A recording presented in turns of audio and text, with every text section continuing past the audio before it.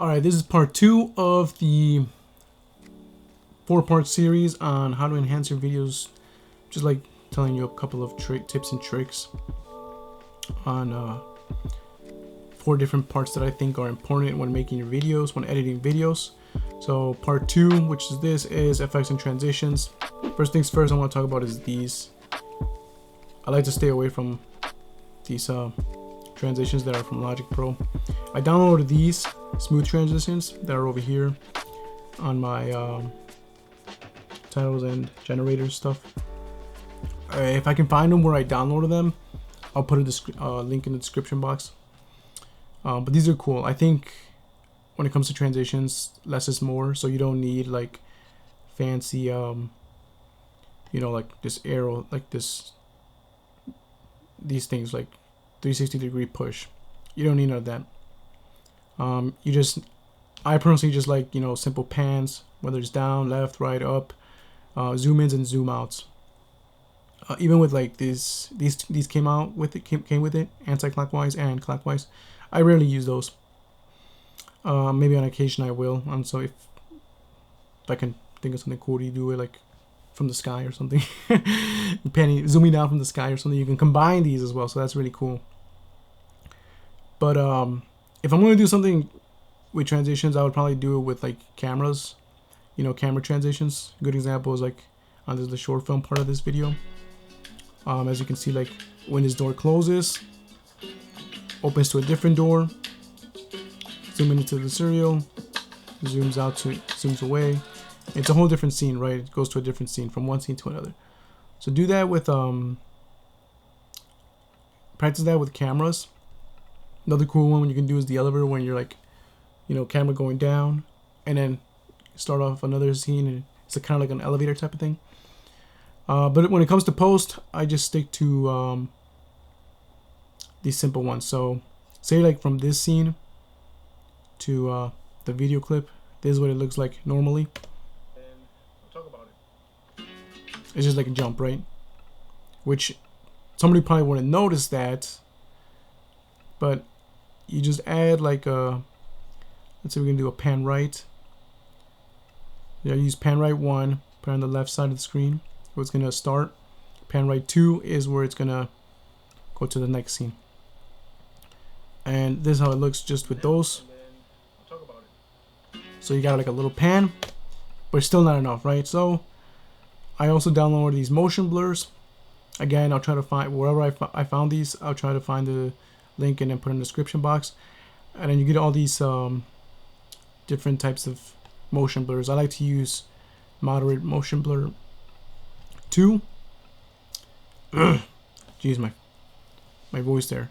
So you want to put this in between the pans, the transition pans, and then I'm gonna let this render real quickly. My computer's about to explode. Can't handle all this stuff. I'm using a laptop, by the way. So now you get this, right? This is how it looks in slow motion.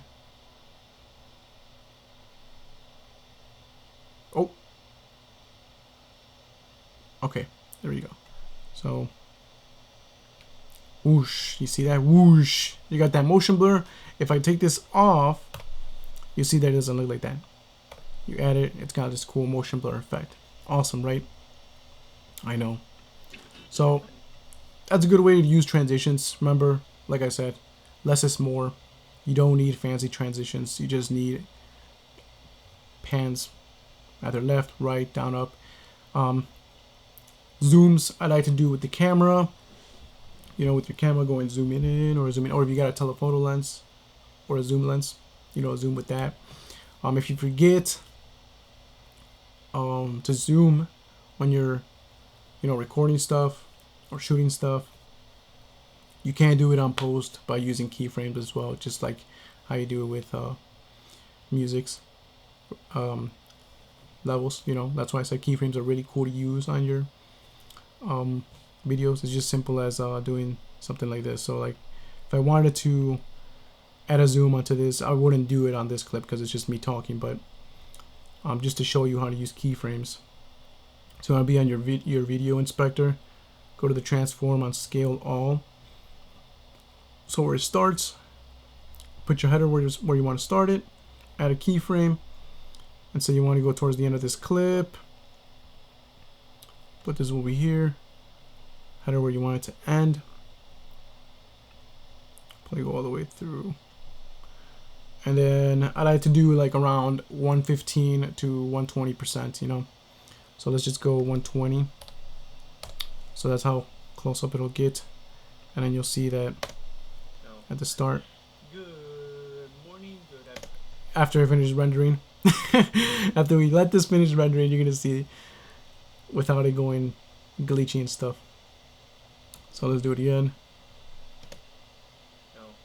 You're gonna see it slowly going in. It's like a cool really zoom right there.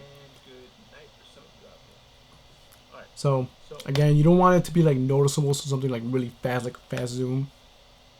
I mean, if you want, here's how the well, I'm gonna, yeah, I was gonna show the other one, the difference between something like how the other ones work. So where's my smooth transitions? Said you can always use these as well, just in case if I forget ever to zoom in. This also does a cool zoom,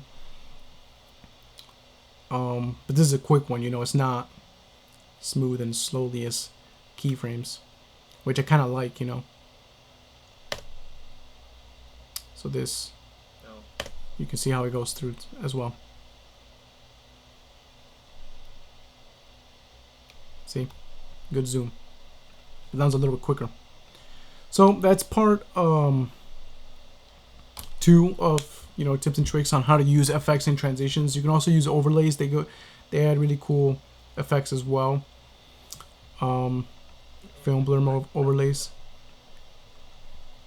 I'll show you real quick on a film overlay. You can also use dust overlays. Those are really cool too. And then don't forget, we will talk about this in a bit, but if you use like film overlays, you want to first set the blend mode to something like either screen and let that render.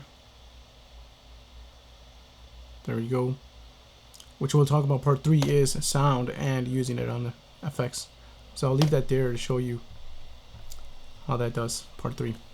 And that is part 2 on effects and transitions, how to use them right, which ones to use, which ones I prefer to use, you know, which ones are really cool and which ones are not. Remember, less is more. Alright, thank you for watching again. Hopefully this helps and gives you a better understanding on effects and transitions, how to use keyframes and overlays. Yeah, have a good one. Make sure to, if you like, you hit the subscribe button. It is for free. I don't charge. And follow me on social media. Instagram, Arion312. Description box. Comment below. Any questions? Cool. Peace.